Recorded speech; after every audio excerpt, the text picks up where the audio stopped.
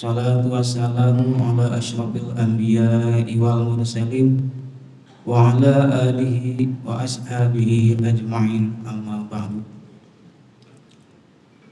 Faqala Allah ta'ala fil Qur'anil Karim, a'udzu billahi minasyaitonir rajim. Tubu ilallahi taubatan nasuha al-ayat. Qul aidan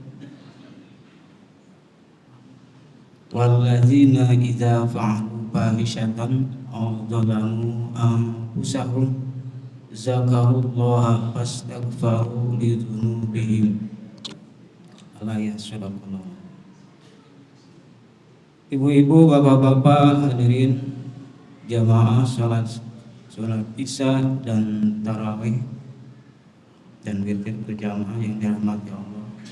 Puji serta syukur marilah kita panjatkan kehadirat Allah Subhanahu wa taala yang telah menakdirkan kita bisa berkumpul kembali di masjid yang mulia ini dalam rangka menjalankan ritual ibadah kita, yaitu ibadah salat Isya dengan tulus ikhlas kepada Allah.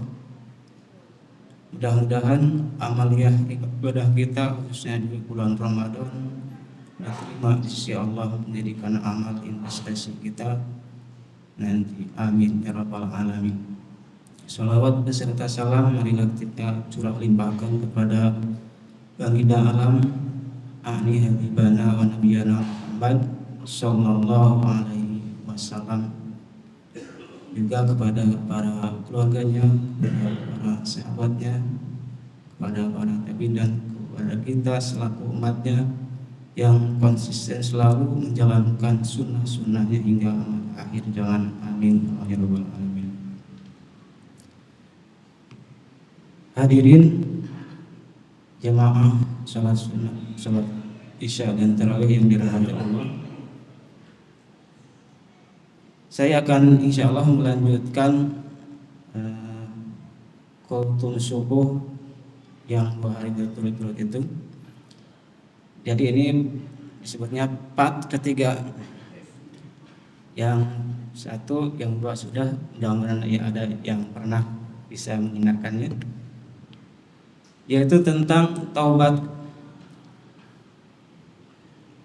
Taubat ialah memohon ampun kepada Allah, dan kemarin sudah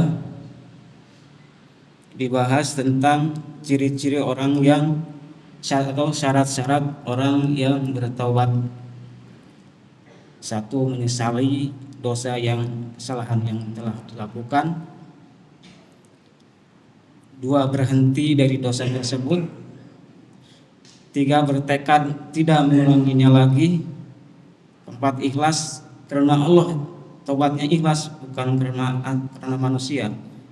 Dan 5, memohon ampun kepada Allah dengan membaca istighfar. Itulah yang sudah disampaikan. Hari ini saya insya Allah akan membahas orang-orang atau ciri-ciri orang yang diterima taubatnya. Nah, ini bisa jadi ketahuan kita, orang yang sudah taubat apa belum. Di sini bisa ketahuan, atau bisa dirasakan sendiri kita apa sudah taubat atau belum. Lalu yang konkret apakah ciri-ciri orang yang bertobat itu? Lebih jelasnya mari kita lihat sebuah dialog antara Rasulullah SAW dalam sebuah hadisnya dengan para sahabat. Suatu hari Rasulullah SAW berkumpul dengan para sahabat.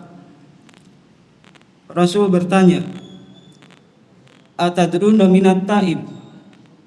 Wahai saudaraku, wahai sahabatku, apa kalian tahu tentang orang yang bertobat?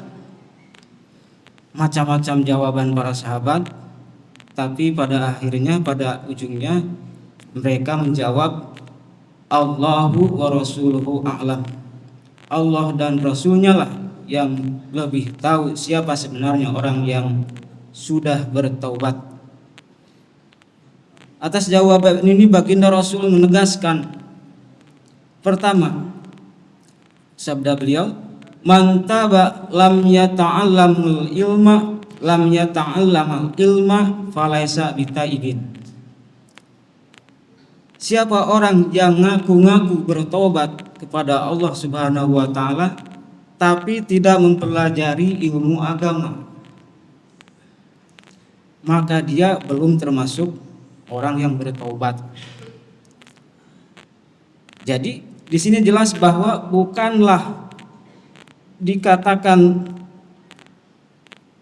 dari dosa kita bertobat, juga bertobat dari kebodohan. Dalam arti tidak membiarkan diri kita bodoh terus menerus. Ya, harus belajar. Kalau bahasa anak zaman sekarang, bodoh tapi betah. Kok bodoh tapi enak gitu. Apa enak bodoh gitu? Enggak kali gitu.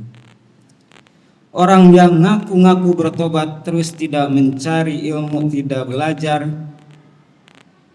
tidak hadir di majelis ilmu, tidak hadir di majelis taklim sebagai dikatakan tersebut, maka jadi dia tidak dikatakan orang yang bertobat.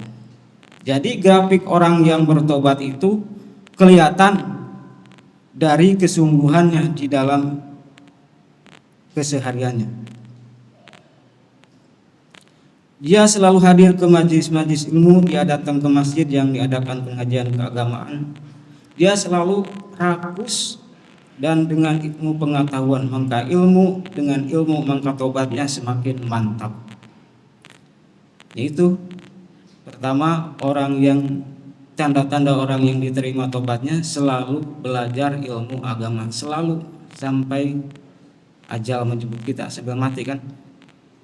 Yang kedua, tanda atau ciri-ciri orang yang diterima tobatnya itu dalam beliau bersabda lagi, man taba walam yujadid bi ibadati falaisa bitaibin.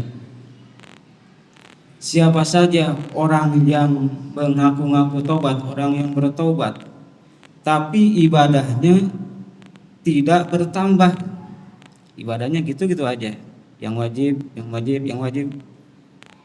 maka belum termasuk orang yang bertobat.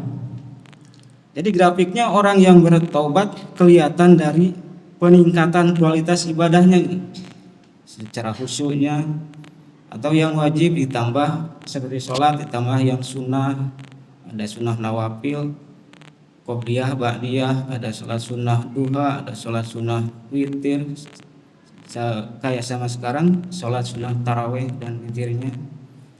Terus banyak lagi sunnah-sunnahnya, sunnah tahajud dan sebagainya. Kalau puasa ada puasa sunnah Senin Kamis dan lain sebagainya.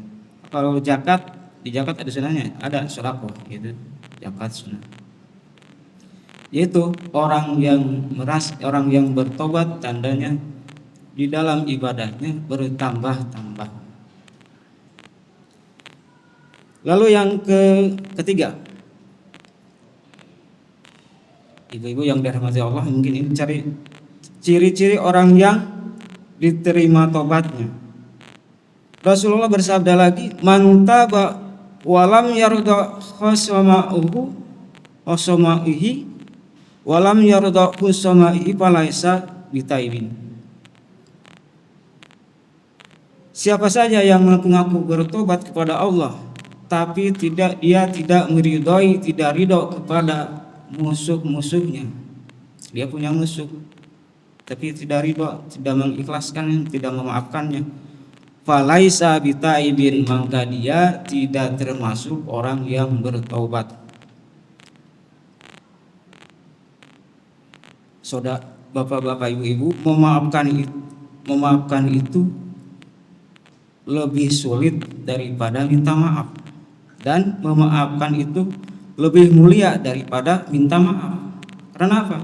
Karena jiwa pemaaf itu lebih luhur daripada orang yang minta maaf. Minta maaf gampang, ya memaafkan yang sulit.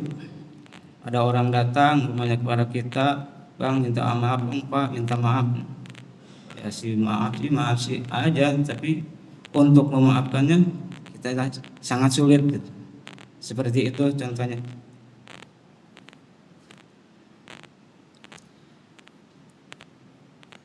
Sebab apa? Karena posisi si pemaaf itu adalah posisi yang menang. Dari situlah terjadi sifat congkak dan sombong. Ya, posisi menang ya kita kan di atas semuanya. Ya, semudah itu memaafkan. Seperti itu terjadi sifat sombong di hatinya. Jadi orang yang diterima taubatnya, dia selalu memaafkan orang, meridai musuh-musuhnya, dia yang merasa bermusuhan dengan dia dan memaafkannya. Yang selanjutnya, yang ke nomor 4, tanda-tanda atau ciri-ciri orang yang diterima tobat.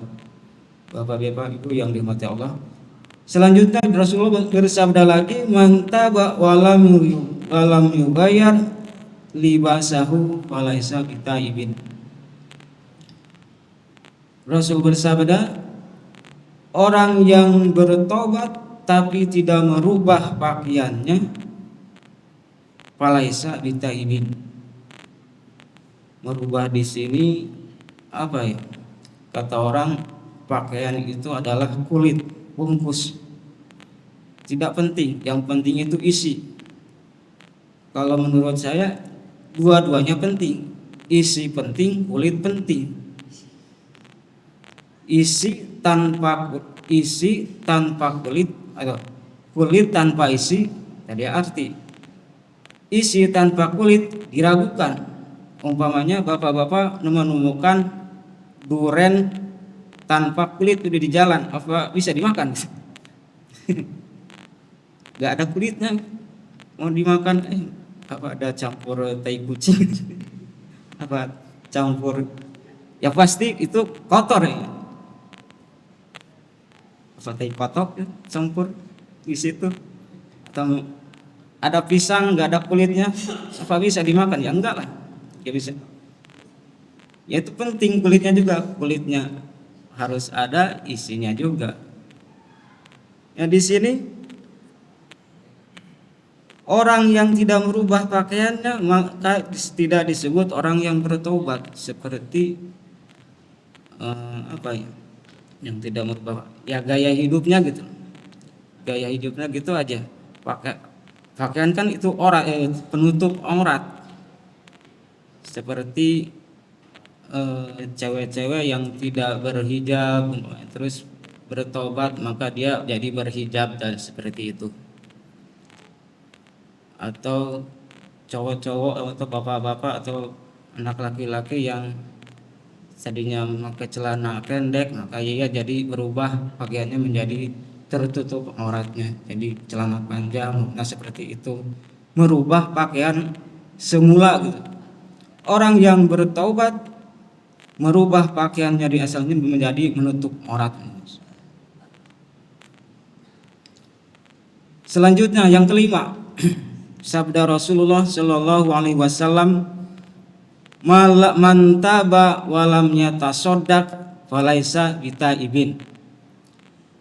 Siapa saja yang ngaku-ngaku bertobat kepada Allah tapi dia tidak bersedekah atas rezekinya yang dia dapatkan, maka dia tidak termasuk orang yang bertobat.